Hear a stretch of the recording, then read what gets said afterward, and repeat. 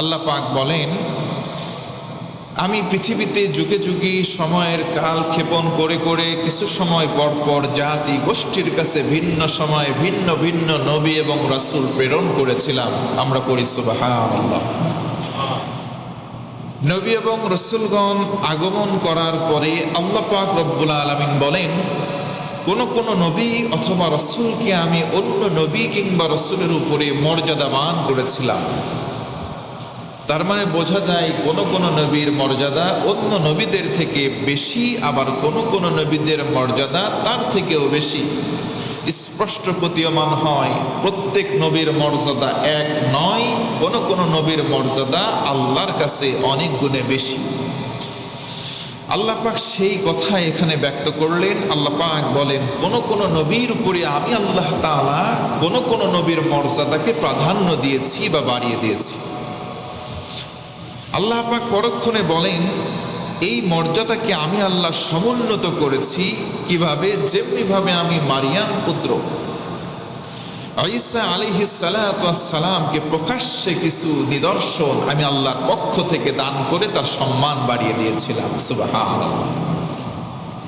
তাফসিরে মুফাসসিরিনে কেরামগণ বিস্তারিত লিখতে গিয়ে বলেন, সংক্ষিপ্ত করে বলি, কেমনি করে ঈসা পয়গম্বর আলাইহিস সালাতু ওয়াস সালামকে সম্মানের দিক থেকে ভূষিত করে মর্যাদাবান বানালেন। ঈসা পয়গম্বর আলাইহিস সালাতু ওয়াস সালামের মায়ের নাম হচ্ছে মারিয়াম আলাইহিস সালাম। তার বিবাহ হয়নি, কুমারী অবস্থায় তিনি গর্ভধারণ করলেন আল্লাহ পাকের নির্দেশে। আল্লাহ পাক রব্বুল আলামিনের নির্দেশে গর্ভধারণ করার পরে তিনি যখন সন্তানকে ভূমিষ্ঠ করলেন, ঈসা আলাইহিস সালাতু ওয়াস সালাম সদ্যজাত ভূমিষ্ঠ একটা সন্তান। মারিয়াম আলাইহিস সালাম তিনি কোলে নিলেন, বাচ্চাকে কোলে নিয়ে লোকালয়ে চলে আসলেন, তার বাড়িতে চলে আসলেন। আসার পরে চারিদিকে কানা ঘোষা শুরু হয়ে গেল, মারিয়ামের তো বিয়ে হয় নাই, কুমারী রমণী কেমনে সন্তান ধারণ করলো, আবার কেমনে সন্তান কোলে নিয়ে বাড়িতে এসে অবস্থান করছে। চলো সবাই মিলে একত্রিত হয়ে তার বাড়িটা আমরা ঘেরাও দেই, কারণ ও দুশ্চরিত্রা কিনা এটা আমাদের যাচাই করা দরকার। এলাকার লোকজন সকলে সম্মিলিত হয়ে মারিয়াম আলাইহাস সালাতু ওয়াস সালামের বাড়িটা ঘেরাও করে নিল। মারিয়ামকে জিজ্ঞাসা কাঠগড়ায় তুলে জিজ্ঞাসাবাদ শুরু করেছে, মারিয়াম তোমার তো বিয়ে হয়নি, অথচ তোমার বাপদাদা 14 বংশ, তোমার দাদার কুল, এমনকি তোমার নানার কুল, কারো চরিত্রে কোনো সমস্যা ছিল না, তারা সবাই ছিল সম্ভ্রান্ত পরিবারের। আমরা বলি সুবহানাল্লাহ। তোমার বাপদাদার গোষ্ঠী ভালো, তোমার নানা খালা, তোমার সব গোষ্ঠী ভালো, সবার মধ্যে চরিত্রের কোনো অধঃপতন দেখতে পাই নাই, কিন্তু তোমার তো বিয়ে হয় নাই, কুমারী অবস্থায় কেমনে গর্ভধারণ করলা, আর কেমনে এই সন্তান ভূমিষ্ঠ করে কোলে নিয়ে তুমি আমাদের সমাজে এসে বাড়িতে অবস্থান করছো, এই বাচ্চার পরিচয় দাও। মারিয়াম আলাইহাস সালাম তিনি পণ করেছিলেন, তিনি নিয়ত করেছিলেন কারোর সঙ্গে কথা বলবেন না, অথবা তৎকালীন সময় তিনি রোজা বা মান্নাতের রোজা পালন করেছিলেন। ওই সময় রোজার নিয়ম ছিল যে খাওয়া দাওয়া পানাহারের পাশাপাশি কথা বলা যাবে না। তিনি ইশারা করলেন, ফাআশারাত ইলাইহি। লোকজনের প্রশ্ন শুনে মারিয়াম আলাইহাস সালাম বাচ্চা দোলনায় দোল খাচ্ছে, ওই দিকে ইশারা করলেন।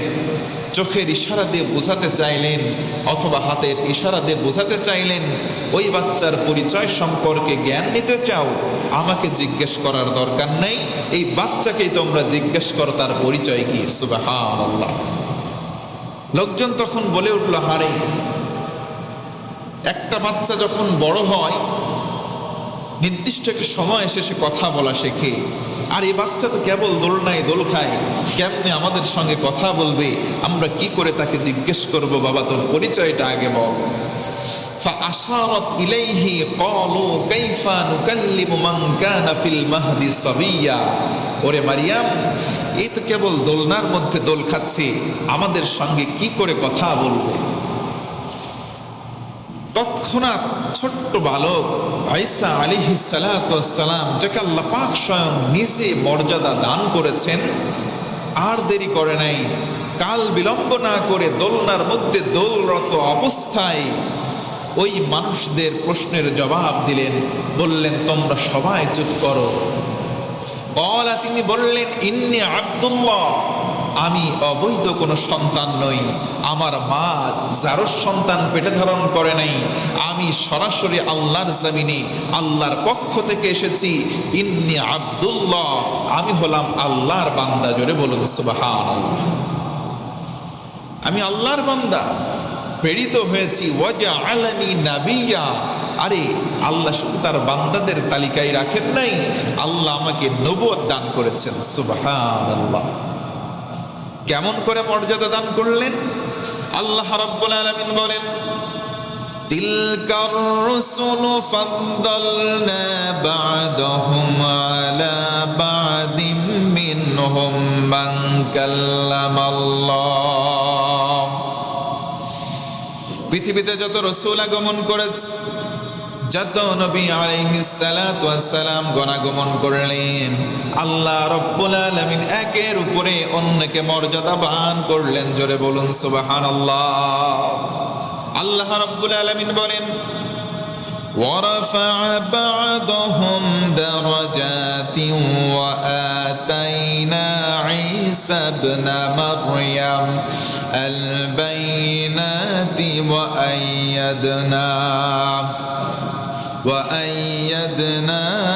আইয়াদনাহু বিরূহিল কুদুস।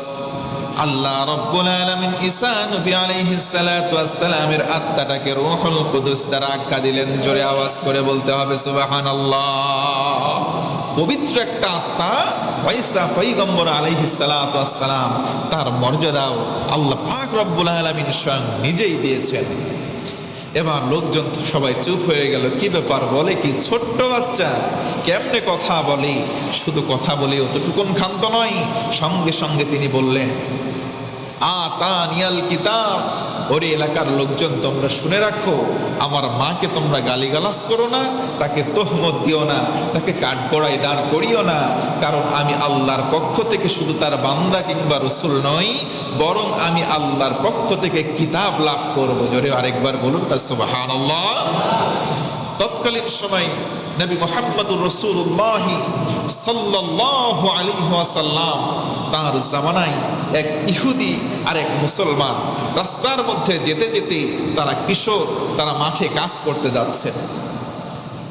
তাফসীর ইবনে কাসীর মুসান্নিফ উল্লেখ করেছেন, দুইজন যখন মাঠে কাজ করতে যাচ্ছেন, কাজ করতে করতে এক পর্যায়ে তারা বিশ্রাম নেওয়ার জন্য বসেছে। একবার বলেন না সুবহানাল্লাহ। আমরা অনেক সময় কাজ করতে করতে ক্লান্ত হয়ে যাই, ওই সময় আমরা বসে বিশ্রাম নেই। তৎকালীন সময় একজন ইহুদি আরেকজন মুসলিম কাজ করতে করতে তারা ক্লান্ত অবস্থায় তারা বসে একটু জিরাচ্ছে, একটু দম নিচ্ছে, একটু ক্লান্তির জন্য বিশ্রাম নিচ্ছে। এমত অবস্থায় মুসলমানটা বলে উঠল, আমাদের নবী মুহাম্মদুর রাসূলুল্লাহ সাল্লাল্লাহু আলাইহি ওয়াসাল্লাম, তিনি হচ্ছেন সকল নবী আম্বিয়া আলাইহিস সালাতু ওয়াস সালামদের ভিতরে সবচাইতে শ্রেষ্ঠ। বলুন না সুবহানাল্লাহ। পাশ থেকে ইহুদি জিরাচ্ছে বন্ধু, কিন্তু ধর্মের ভিন্নতা থাকার কারণে ডেকে বলল, মুসলিম ভাই, তুমি যেটা বলেছো আমি সেটা মানতে নারাজ, আমি সেটা মানব না। বরং নবীদের মধ্যে যে আসার পরম্পরা বা তালিকা যতটা দীর্ঘ হোক না কেন, সবচাইতে শ্রেষ্ঠ নবী হচ্ছে মূসা কালিমুল্লাহ আলাইহিস সালাতু ওয়াস সালাম। মুসলমান তো বিগড়ে গিয়েছে, রাগে ঈর্ষান্বিত হয়ে তৎক্ষণাৎ ওই ইহুদিটার উপরে একটু চপেটাঘাতের জন্য চর উঁচু করেছে, কিন্তু চর মারে নাই, মারতে গিয়ে জোর হয়ে একটা ঘুষির মতো জোরে আঘাত লেগে গেছে। ইহুদি ওখানে সটপাট হয়ে পড়ে গেছে। কিছুক্ষণ পর যখন স্বাভাবিক হলো, কি ব্যাপার, তুমি নবীর জন্য ঝগড়া করে আমার সঙ্গে লাগলা, আমি বলেছি মূসা নবী শ্রেষ্ঠ, আর তুমি বললা তোমার নবী মুহাম্মদ শ্রেষ্ঠ, আমি মুহাম্মদকে মানি না। আমি যদি নবী মানি, সবচাইতে শ্রেষ্ঠ নবী মূসা আলাইহিস সালাতু ওয়াস সালাম। মুসলমান ভাইয়েরা, খটকা লাগছে নাকি ছাড়ছে? সবাই বলেন লাগছে না ছাড়ছে? লেগে গেছে। মুসলমান তো রক্ত গরম ভাই, একটা আঘাত দিয়ে দিয়েছে নবীর সাহাবী। ইহুদি চলে গেল নবীর কাছে, ও মুহাম্মদ, তোমার সাহাবী অমুক আমি এই কথা বলছি, আমার এমন জোরে একটা ঘুষি মারছে, তোমার দরবারে আসলাম, তোমার বরাবর বিচার দায়ের করলাম, সঠিক বিচারটা তুমি করো। বিচার করবা না যতক্ষণ, তোমার দরবার থেকে আমি যাব না ততক্ষণ। আল্লাহু আকবার। চিন্তা করেছেন, চিন্তা করেছেন, একটা আঘাত করার নিমিত্তে লোকটা চলে গেল নবীজির দরবারে, বিচার দায়ের করলো। এবার বিচার হবে, বিচারপতি মুহাম্মদুর রাসূলুল্লাহ সাল্লাল্লাহু আলাইহি ওয়াসাল্লাম, যাও ডেকে আনো অমুককে। প্রতিনিধি পাঠানো হলো, ওই সাহাবীকে ডেকে আনা হলো। সাহাবী, কেমনে তুমি মারলা, কি কারণে মেরেছো? ওগো নবী, আমি আমার কলিজার চাইতে আপনাকে মহাব্বত করে ভালোবাসি। জোরে বলুন না সুবহানাল্লাহ। আরে আপনার উপরে কোনো নবীর মর্যাদা থাকতে পারে? আমি বিশ্বাস করি না, আমার মনে ভালো লাগে না এই কথাটা, এজন্য চপেটাঘাত করেছি, একটা মার দিয়েছে, আঘাত করেছি, মহাব্বতে মেরেছি। আমি আমার নিজের উপরে কন্ট্রোল হারিয়ে আমি তাকে আঘাত করেছি, কারণ নবীর চাইতে শ্রেষ্ঠ অন্য কোনো নবী থাকতে পারে আমি বিশ্বাস করি না। জোর গলায় বলুন না আল্লাহু আকবার। নবী প্রেম সাহাবায়ে কেরামদের ভেতরে কি পরিমাণে ছিল, অগাধ পরিমাণে ছিল, অগাধ পরিমাণে ছিল। একদিন এই হাদিসের পক্ষে আরেকটি হাদিস মনে পড়ে গেল। নবীজি আলাইহিস সালাতু ওয়াস সালাম তিনি দূর থেকে আসছেন, মসজিদের বারান্দা অথবা বারান্দার বাহিরে দাঁড়িয়ে কতিপয় সাহাবী কথোপকথন করছেন। একজন বলছেন, আল্লাহর দরবারে বোধহয় ঈসা আলাইহিস সালাতু ওয়াস সালাম শ্রেষ্ঠ। আরেকজন সাহাবী বলছেন, না রে, আল্লাহর সঙ্গে কথা বলার কারণে মুসা কালিমুল্লাহ হয়েছেন, তিনি হয়তো আল্লাহর কাছে সম্মানের দিক থেকে শ্রেষ্ঠ। আরেকজন এসে বলে, না, আল্লাহর কাছে শ্রেষ্ঠ হচ্ছে ইব্রাহিম, তিনি খলিলুল্লাহ ছিলেন। এভাবে করে কথোপকথন শুনতে শুনতে, বলতে বলতে নবীজি সব কথাগুলো শুনে ফেললেন। নবীজি যখন কাছ বরাবর চলে আসলেন, সব সাহাবীদের কথা বন্ধ হয়ে গেল, সবাই চক্ষুটা নিচু করে দাঁড়িয়ে আছেন। নবীজি বললেন, তোমরা ভয় পেও না, তোমরা যা যা বলেছো সব সত্য বলেছো, কিন্তু তোমরা একটা কথা হয়তো জানো না, সেই কথাটা আমি তোমাদেরকে জানাতে চাই। কথাটি কি? তোমরা শুনে রাখো, মূসা নবী আলাইহিস সালাতু ওয়াস সালাম আল্লাহর সঙ্গে কথা বলে কালিমুল্লাহ হয়ে শ্রেষ্ঠ হয়েছেন। আবার রূহুল্লাহ, আল্লাহর আত্মা বলে যাকে আখ্যা দেওয়া হয়েছে, ঈসা পয়গম্বর শ্রেষ্ঠ হয়েছেন। ওরে শোনো, ইব্রাহিম নবীর ব্যাপারে তোমরা বললে ইব্রাহিম খলিলুল্লাহ, আল্লাহর বন্ধু হয়ে শ্রেষ্ঠ হয়েছে। তোমরা হয়তো জানো না, আমি মুহাম্মদ আল্লাহর কাছে আমি খলিলুল্লাহ নই, আমি অন্য কিছু নই, আমি আল্লাহর কাছে সরাসরি হাবিবুল্লাহ। জোর গলায় বলুন না সুবহানাল্লাহ। খলিলুল্লাহ মানে হলো আল্লাহর বন্ধু, হাবিবুল্লাহ মানে হলো আল্লাহর বন্ধু। ফারাক বা পার্থক্য কি? পার্থক্য হলো এতটুকুন, খলিলুল্লাহ আল্লাহর এমন বন্ধু, যেই বন্ধু আল্লাহর জন্য নিজের জীবন বাজি ধরতে পারে, সব করতে পারে। আর হাবিবুল্লাহ আর খলিলুল্লাহর পার্থক্য এটা, হাবিবুল্লাহ এমন বন্ধু, যেই বন্ধুর জন্য আমার আল্লাহ সব কিছু করতে পারে। নবীজি যদি হাতের আঙ্গুল ইশারা করেছেন, চাঁদ দুই ভাগ হয়ে গিয়েছে, যদি বলেছেন হ্যাঁ শরীয়তে হালাল হয়ে গিয়েছে, যদি বলেছেন না সেটা হারাম হয়ে গিয়েছে, তার মানে কি হলো ভাই? আল্লাহর কাছে আল্লাহর হাবিব এমন পেয়ারা, আল্লাহর হাবিবের জন্য আল্লাহ পাক স্বয়ং নিজেই নিবেদিত। কারণ নবী সাল্লাল্লাহু আলাইহি ওয়াসাল্লামকে সরাসরি আল্লাহর বন্ধু বলে আখ্যা দেয়া হয়েছে। ও মুসলমান, আরেকবার বলুন না সুবহানাল্লাহ। ওইদিকে আপনাদের মনে আছে যে ইহুদি এসে নবীর দরবারে বিচার দিয়ে বসে আছে, বিচারের রায় পাবো না যতক্ষণ, তোমার দরবার থেকে বিদায় নেব না ততক্ষণ বসে আছে। যাও, আমার ওই সাহাবীকে ডেকে আনো। সাহাবীকে ডেকে আনা হলো। কেন মারছো? নবী, আপনাকে তো আমি আমার কলিজার চাইতে বেশি মহাব্বত করি, আপনার চাইতে মুসা নবীর সম্মান নাকি বেশি, এই বেটা বলেছে, আমার দিলে সহ্য হয় না, একটা আঘাত করেছে। নবীজি বললেন, শোনো, এই ব্যাপারে বাড়াবাড়ি তোমরা করো না, এই ব্যাপারে তোমরা বাড়াবাড়ি করো না। উপস্থিত সমস্ত সাহাবীরাও চুপ করে বসে আছেন, সবাই বিচারটা দেখতেছেন। আজকে সমাজে আমরা এমন বিচার দেখি যে বিচারকের বিরুদ্ধে কিছু বলা গেলে, বিচারক বা যারা ক্ষমতাধর এমন কিছু মানুষ আছে, তাদের বিরুদ্ধে কিছু বললে তার কল্লাও থাকে না। অথচ নবীর দরবারে গিয়ে সরাসরি বিচার দিচ্ছে তার দলের লোকের বিরুদ্ধে। কথা বলেন ঠিক কিনা? নবীর দরবারে গিয়ে নবীর দলের সাহাবীর বিরুদ্ধে বিচার দিচ্ছে। তুমি যদি তাকে কিছু দিতে, ওই দেয়াটা আমি আল্লাহকে দেওয়ার সমান হতো। সুবহানাল্লাহ। অনেক মানুষ অসুস্থ হয়ে কান্নাকাটি করেছে, তুমি যদি তার সেবা করতে, ওই সেবাটা আমি আল্লাহকে করার সমান হতো। সুবহানাল্লাহ। কত মানুষ ক্ষুধার জন্য অনাহারে কান্নাকাটি করেছে, তুমি যদি তাদেরকে একটু খাবার দিতে, এক লোকমা খাবার দিয়ে সহযোগিতা করতে, ওই খাবার দেওয়াটা আমি আল্লাহকে দেওয়ার সমান হতো। সুবহানাল্লাহ। অতএব আসুন আমরা আমাদের সামর্থ্য অনুযায়ী দেওয়ার চেষ্টা করব। আনফিকু, ব্যয় করব, তবে কল্যাণার্থে, অকল্যাণে ব্যয় করব না। অকল্যাণে ব্যয় করা যাবে না। তাআওয়ানু বিল বিররি ওয়াত তাকওয়া, আল্লাহ তাআলা ভিন্ন ভিন্ন জায়গায় বলেন, নবীজিও এই কথার উপরে গুরুত্ব আরোপ করেছেন, তোমরা কল্যাণকর কাজে আর আল্লাহ ভীত আছে এমন কাজে ব্যয় করো, একে অপরকে সহায়তা করো। আর আমরা বর্তমানে এমন সময় এসেছে, আমরা ভালো ভালো কাজে আঞ্জাম দেই না, বরং খারাপ খারাপ কাজে আঞ্জাম দেওয়ার লোকের সংখ্যা দিন দিন বেড়ে যাচ্ছে। খারাপ কাজে দিন দিন মানুষের আসক্তি বেড়ে যাচ্ছে। মানুষ এমন অবস্থা হয়ে গিয়েছে, নিজের থেকে কিছু ব্যয় করে না, বরং নিজের সামান আরো গোছানোর জন্য চেষ্টা করে। আল্লাহ পাক পরক্ষণে আবার বলেন, তোমরা ওই দিনের আগেই এই ব্যয়টা করে ফেলো। কোন দিন? যেই দিন কোনো বিনিময় কাজে আসবে না। কোন দিন? সেটার নাম হচ্ছে ময়দানে মাহশার, কিয়ামতের দিন। আল্লাহ বলেন, ওই দিন কোনো সুপারিশ, কোনো বন্ধুত্ব, কোনো ক্রয় বিক্রয় আমি আল্লাহর কাছে কাজে আসবে না। বিনিময় নিবা যে আল্লাহ আমার তো 10 বছরের সাজা হয়েছে, তোমার কাছে আমি এই দিলাম, তুমি এটা রেখে আমারে মাপ দাও। এই মাপ দেওয়ার বিনিময়ের কোনো কাজ সেদিন করবে? করবে? সেদিন কোনো বিনিময়ে কাজ করবে না। আল্লাহ বলেন, ওয়াল কাফিরুনা হুমুয যালিমুন, আর সেদিন তো অবিশ্বাসী যারা হবে, কাফের যারা হবে, তারা তো সেদিন জালেমদের অন্তর্ভুক্ত হবে।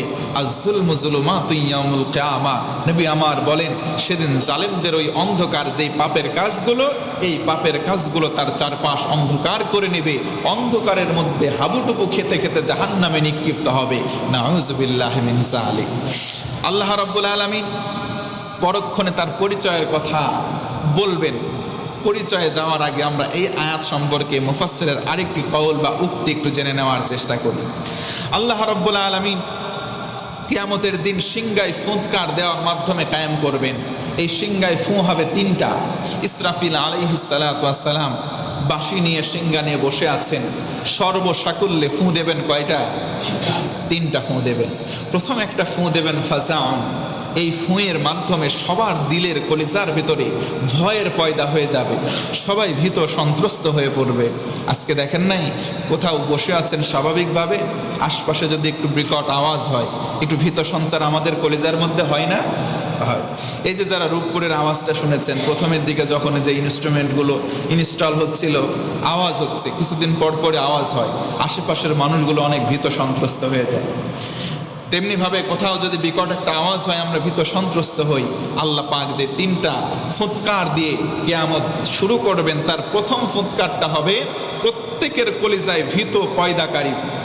এমনভাবে আওয়াজ হবে, সবাই ভীত বিহম্বল হয়ে যাবে, চারিদিকে শুধু ঘোরাঘুরি করবে। কি অবস্থায় থাকবে? চারিদিকে শুধু ঘোরাঘুরি করবে। এর ভয়াবহ বর্ণনা দিতে গিয়ে আল্লাহ পাক কোরআনে বলেন, একটা গর্ভবতী মা কেবল বয়স 3 মাস 4 মাস কিংবা 5 মাস হয়েছে, এখনো পরিপক্ক হয় নাই ভূমিষ্ঠ হওয়ার জন্য, এই বিকট আওয়াজে ভূমিষ্ঠ করে ফেলবে তার পেটের সন্তানটা। আল্লাহু আকবার। সুকারা, সেদিন মানুষগুলোকে মাতালের মতো দেখা যাবে, অথচ তারা সেদিন মদ পান করবে না। মদ বাদেই মানুষ মাতালের মতো ঘুরতে থাকবে, চারপাশে শুধু বনবন করে ঘুরবে একটা বিকট আওয়াজে। তার মানে বোঝা গেল এই আওয়াজটা অত্যন্ত কঠোর এবং ভয়ঙ্কর হবে, এতে কোনো সন্দেহ নেই। আল্লাহ পাক কোরআনে কারীমের ভিন্ন ভিন্ন আয়াতে এর ভয়াবহতা বর্ণনার দিকে বলেন, ওই দিন মানুষগুলো এতটা বেসামাল হয়ে যাবে, অনেক মানুষ অজ্ঞান হয়ে পড়ে যাবে। আল্লাহু আকবার। দ্বিতীয় যখন ফুঁ দেওয়া হবে, ওই ফুঁ দেওয়ার সঙ্গে সঙ্গে প্রত্যেকটা প্রাণীর মৃত্যু ঘটে যাবে। সবাই দ্বিতীয় ফুৎকার শোনার পরে মারা যাবে। দ্বিতীয় ফুৎকার যখন ইসরাফিল আলাইহিস সালাম দেবেন, সবাই সেদিন মৃত্যুবরণ করবেন। কেউ আর দুনিয়াতে বেঁচে থাকবে না, কেউ বেঁচে থাকবে না, সবাই মারা যাবে। আল্লাহ পাকের পক্ষ থেকে সেদিন বলা হবে, কোথায় কোথায় সেই বড় বড় পাহাড়, কোথায় সেই বড় বড় ক্ষমতাধর, কোথায় সেই স্বৈরাচারী, আয়না সামনে, আমার সামনে আয়। সেদিন কারো পক্ষ থেকে কোনো আওয়াজ আসবে না। ও মুসলমান, একটু জোর গলায় বলা লাগবে আল্লাহু আকবার। তার মানে দুনিয়াতে এসেছি, একদিন বিদায় নিতে হবে, কোনো সন্দেহ। আল্লাহ সেদিন বলবেন, কোথায় সব স্বৈরাচারীরা, আয় না, এখন একটু আয় আমার সামনে। সবাই সেদিন মাটির সঙ্গে বিলীন হয়ে যাবে, কারো কোনো অস্তিত্ব থাকবে না, কারো কোনো অস্তিত্ব থাকবে না। এজন্য ক্ষমতার বাহাদুরি, এই জন্য রিজিকের বাহাদুরি মানে অর্থের বাহাদুরি, এইগুলো করার কোনো সুযোগ অন্তত ইমানদারদের আছে আছে নাই। কেউ কেউ ক্ষমতা পেয়ে মানুষের উপরে কঠোর হস্তে তাদের উপরে আচরণ করে। মানুষ যখন ক্ষমতা পায়, ক্ষমতা পাওয়ার পরে একটা মানুষ ভালো হলেও ক্ষমতা পাওয়ার পরে তার ভিতরে কিছু পরিবর্তন আসে। যখন ক্ষমতার মসনদে একজন বসে না, ভালো মানুষ বসার পরেও ওই ক্ষমতা পাওয়ার পরে কিছু কিছু মানুষ আছে মাথা বিগড়ে যায়, ক্ষমতার অপব্যবহার করে। কি আছে না নাই? আবার কিছু কিছু মানুষ আছে ক্ষমতায় যাওয়ার আগেই মানুষের সঙ্গে খারাপ ব্যবহার করে। কথা বলেন না কেন? কেউ কেউ ক্ষমতা পেয়ে মানুষের সঙ্গে বাহাদুরি করে, টেন্ডারবাজি করে, চাঁদাবাজি করে, রাহাজানি করে, অন্যায়ভাবে মানুষদেরকে হত্যা করে, খুন করে, গুম করে। আবার কেউ কেউ ক্ষমতায় যাওয়ার আগেই এইগুলো করে। আল্লাহ পাক যখন দ্বিতীয় ফুৎকার হয়ে যাবে, তখন অ্যানাউন্স করবেন, কোথায় সেই সমস্ত ক্ষমতাধর মানুষগুলো, কোথায় রাজাগুলো, কোথায় প্রতাপশালী, তোমরা আমার সামনে আসো। সেদিন কোনো আওয়াজ পাওয়া যাবে। 3 নম্বর ফুৎকার যখন হয়ে যাবে, সবাই কিয়ামুল রব্বিল আলামিন, সবাই আবার জ্ঞান ফিরে পাবে, সবার আত্মা ফিরে পাবে, সবাই সেদিন দাঁড়িয়ে পড়বে। আল্লাহু আকবার। প্রথম ফুৎকার দেওয়া হবে, সবাই ভয়ে অজ্ঞান হয়ে যাবে, সবাই ভীত বিহম্বল হয়ে যাবে। দ্বিতীয় ফুৎকার দেওয়া হবে, সবাই শেষ। আবার যখন থার্ড অ্যান্ড ফাইনাল তৃতীয় ফুৎকার দেওয়া হবে, সবাই আবার জীবিত হবে, সবাই কিয়ামুল রব্বিল আলামিন, আল্লাহ পাকের সম্মানে সেদিন সবাই দাঁড়িয়ে যাবেন। ওই দাঁড়ানোটাই হবে হাসরের ময়দান। আল্লাহু আকবার। ওই দাঁড়ানো অবস্থায় মানুষগুলো সামনের দিকে যেতে থাকবে, সবাই সামনের দিকে যেতে থাকবে। বুরফাতান উরলা, তাদের পায়ে থাকবে না কোনো স্যান্ডেল, তাদের গায়ে থাকবে না কোনো কাপড়। এই সূর্য এত দূর উপর থেকে যে তাপ দিচ্ছে, এই তাপের কারণে আমরা আজকে অনেকে দাবদাহ যখন হয়, আমরা নাবিশ্বাস হয়ে যায় আমাদের, আমরা সহ্য করতে পারি না, তাড়াতাড়ি করে পানির নিচে আসি, দিনে 2 বার 3 বার 4 বার 5 বার গোসল করি। আর সেদিন মাত্র 1 বিঘত উপরে এই সূর্য তার প্রত্যেকটা মুখের লাভা খুলে দিয়ে তাপ দিতে থাকবে। আপনি চিন্তা করেন, নবীজির ভিন্ন ভিন্ন হাদিস থেকে ভয়াবহতা বর্ণনা দিতে গেলে তিনি বলেন যে মানুষের এমন অবস্থা হবে, এই মগজগুলো গলতে গলতে গলতে গলতে তার মাথা বেয়ে বেয়ে, তার জিভ বেয়ে বেয়ে, কান বেয়ে বেয়ে, টপতে টপতে এমন অবস্থা হবে, কারো কারো হাঁটু পর্যন্ত ডুবে যাবে, কারো কারো পেট পর্যন্ত, কারো কারো বুক পর্যন্ত, কেউ কেউ হাবুডুবু সাঁতার খাবে। আপনি চিন্তা করে দেখেছেন সেই দিনটা কত ভয়াবহ। আল্লাহ বলেন, ওহে মুমিন, ওহে ইমানদার, ওই দিনের আগে তোমাদের কাছে যেই রিজিক আমি দিয়েছি, এটা আমি আল্লাহর রাস্তায় ব্যয় করো। জোরে করো ইনশাআল্লাহ। ব্যয় করবো তো ইনশাআল্লাহ। আল্লাহ পাক কবুল করুক, করে না আমিন। তার মানে বোঝা গেল ওই দিন আল্লাহরে কোনো ঘুষ দেওয়ার সুযোগ নাই। আল্লাহ নিজেই বললেন, ওই দিন কোনো বিনিময় আমি গ্রহণ করব না। ফাঁসির রায় হয়ে গেছে বাংলাদেশের 302 ধারা মোতাবেক, সর্বোচ্চ দণ্ডবিধি যা বাংলাদেশে আছে, যাবজ্জীবন কারাদণ্ড অথবা আমৃত্যু কারাদণ্ড অথবা মৃত্যুদণ্ড। জেলখানায় আছে অপেক্ষমান। বাংলাদেশে এমনও রায় আমরা দেখেছি যে ফাঁসির আসামি রাষ্ট্রপতি বরাবর জীবন ভিক্ষা চাই, রাষ্ট্রপতি যদি ইচ্ছা করে তাকে মাফ করে দিতে পারে, মাফ করলে তাকে খালাস দেওয়া হয়। আবার যাবজ্জীবন কারাদণ্ডপ্রাপ্ত আসামি তার সুন্দর আচার আচরণের কারণে জেলখানায় আছে, কারা কর্তৃপক্ষ বা স্বরাষ্ট্র মন্ত্রণালয়ের পক্ষ থেকে তার আচরণে মুগ্ধ হয়ে তাকে খালাস দেয়। এমন উদাহরণ নজির আছে না ভাই? আছে। কিন্তু সেদিন কোনো রকম কোনো কিছু বিনিময় কবুল করা হবে না। ভালো কাজগুলো সেদিন যদি সে আসামি হয়ে যায়, ভালো কাজগুলো তার বিনিময় দিয়ে সে মন্দ কাজকে ঘুষিয়ে নেবে, এই সুযোগ তার নাই। অতএব আল্লাহ বলেন ওই দিন আসার আগে তোমরা তোমাদের কাছে থাকা রিজিককে, তোমার কাছে থাকা যেই সমস্ত সম্পদ আছে, এটা আল্লাহর রাস্তায় ব্যয় করো। আনফিকু, দিস ইজ দ্য অর্ডার, এটা আল্লাহ পাকের আদেশ, অবশ্যই করা লাগবে, এতে কোনো কম্প্রোমাইজ নাই। আমরা করবো তো ইনশাআল্লাহ। পকেটে 100 টাকা আছে, রাস্তায় একজন যাচ্ছেন, বলে বাবা আমি সারাদিন খাই নাই, খাবো। হাত পাতে আপনি 10টা টাকা দিয়ে দেন, আপনার কমবে না। আরে নবীজি বলেছেন আনফিকু, তোমরা দান করো, দান করলে তোমাদেরকে ফিরিয়ে দেওয়া হয়। সুবহানাল্লাহ পড়বেন না? নবীজি এটাও বলেছেন যে একটা তুমি 10 টাকা দান করবা, 10 গুণ কমপক্ষে। কয় গুণ? কমপক্ষে 10 গুণ। 10-এর 10 গুণ কত? 100। আল্লাহ ফিরিয়ে দেবেনই দেবেন। আরে নবীজি নিজের মন গড়া কোনো কথা বলেন না, নবীর কথাটাও বলাচ্ছেন কে? আল্লাহ। এটা ঘটনাই তো আছে। আলী রাদিয়াল্লাহু আনহু, আরে অভাবের সময় রাস্তা দিয়ে আসছে, রাস্তা দিয়ে আসার পথে তার কাছে থাকে একটা দিরহাম দান করেছে। সুবহানাল্লাহ। কষ্টের মধ্যে আছে, দিরহাম দান করেছে। চলে আসছে বাড়িতে, একজন এসে তার দরজায় কড়া নাড়ে, বলে নবীর কাছে কিছু হাদিয়া এসেছিল, সেখান থেকে তোমার কাছে হাদিয়া পাঠানো হয়েছে। কি হাদিয়া? বলে আনার ফল, ডালিম ফল পাঠানো হয়েছে। কয়টা? বলে এই দেখো আছে 9টা। বলে না, এটা হতে পারে না, এটা হতে পারে না, 9টা কেন হবে? আরেকটা কোথায়? সুবহানাল্লাহ বলবেন না? আমি নবীজির জবানে মোবারক থেকে শুনেছি, এক কিছু দান করলে এটার কমপক্ষে বিনিময় আল্লাহ 10 ফিরায় দেয়। তাহলে 10টা আনার হবে, 9টা আরেকটা কই? সুবহানাল্লাহ পড়বেন না? তাদের বিশ্বাস কত, আস্থা, নবীজির কওলগুলো কতটা তারা আস্থার সঙ্গে বিশ্বাস স্থাপন করে নিত। আমরাও করব। এখন থেকে দানের হাতটা একটু খুলে দেবো তো ইনশাআল্লাহ। দানের হাত খোলা বাদ দেন হুজুর, দানের হাত খুলবো না, বরং সাদা মানুষরে দিব না, আমরা এখন সাদা মানুষদের থেকে নিব।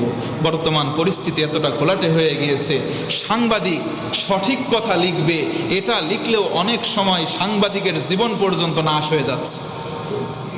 কথা বলেন ঠিক কি না? এটা কোন বাংলাদেশ? এই বাংলাদেশ তো আমরা চাইনি। আমরা মুসলমান সংখ্যাগরিষ্ঠ বাংলাদেশে আমরা ইসলামী খেলাফত, ইসলামী শাসন চাই, যে এই জামানায় কেউ যদি অন্যায়ভাবে কাউরে আঘাত করে তারেও পাল্টা আঘাত দেওয়া হবে। একটা নজির স্থাপন করেন, দেখবেন যে আর অন্যান্য অপরাধীরা অপরাধ করার সাহস পাবে না। মিটফোর্ড হসপিটালের সামনে যাকে পিটিয়ে পিটিয়ে হত্যা করা হলো, তার আসামিরা আজকে কোথায়? কোথায় গেল? বড় বড় হত্যাযজ্ঞ সংগঠিত হচ্ছে, আসামিদেরকে যে কোনো ফাঁক করে খালাস দিয়ে দেওয়া হচ্ছে। একটারও বিচার সঠিকভাবে বাংলার মানুষ অন্তত দেখতে পায়নি। এই কথা বলেন ঠিক কিনা? আফসোস ও পরিতাপের বিষয় হচ্ছে এগুলো। কারণ যেখানে ইসলাম নাই সেখানে শান্তি তালাশ করা যায় না, যেখানে ইসলাম নাই সেখানে শান্তি থাকতে পারে না, সেখানে শান্তি নাই। অতএব আসুন না ইসলামের ছায়াতলে, কোরআনের ছায়াতলে, দেখবেন একবার যদি ইসলামী হুকুমত কায়েম হয়ে যায় সেখানে শান্তির ফুলকধারা বইবেই বইবে, বিন্দু পরিমাণ সন্দেহ নাই। কারণ ইসলাম এসেছে কার থেকে?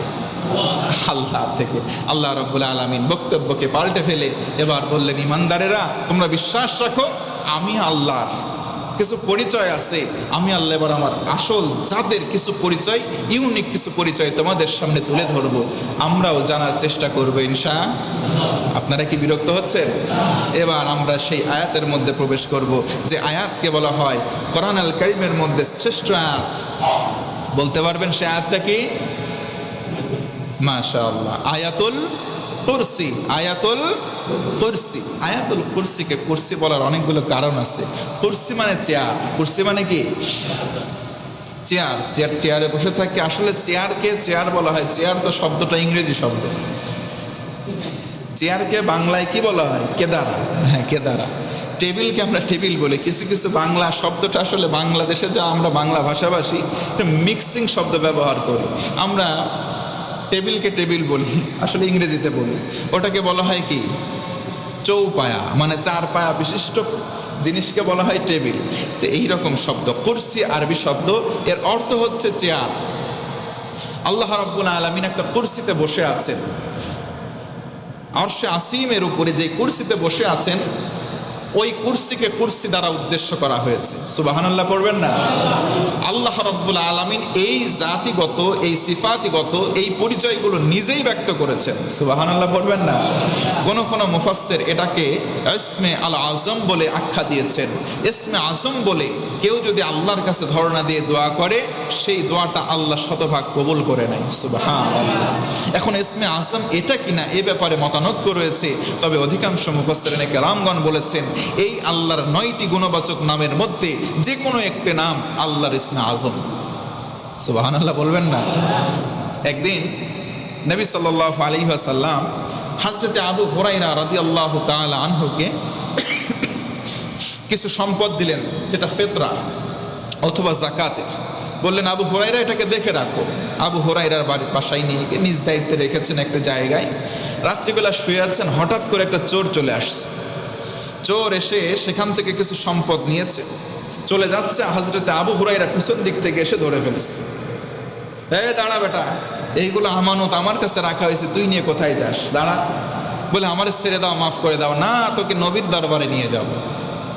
না না, আমাকে ছেড়ে দাও, আমি খুব গরিব মানুষ, আমার পরিবারে অনেকগুলো সন্তান রয়েছে, আমি আমার অভাবে চুরি করি নাই, আমি এই অবস্থায় আসছি যে চুরি করা ছাড়া আমার সামনে আর কোনো রাস্তা নাই, আমার সন্তানগুলো না খেয়ে আছে, বিবি বাল বাচ্চা সব অসহায় অবস্থায় আছে, আমি যদি এখান থেকে গ্রেপ্তার হই তারা না খেয়ে মারা যাবে, আমি চুরির সম্পদ তোমারে ফেরত দিচ্ছি, আমাকে তুমি ছেড়ে দাও, আমি আর চুরি করব।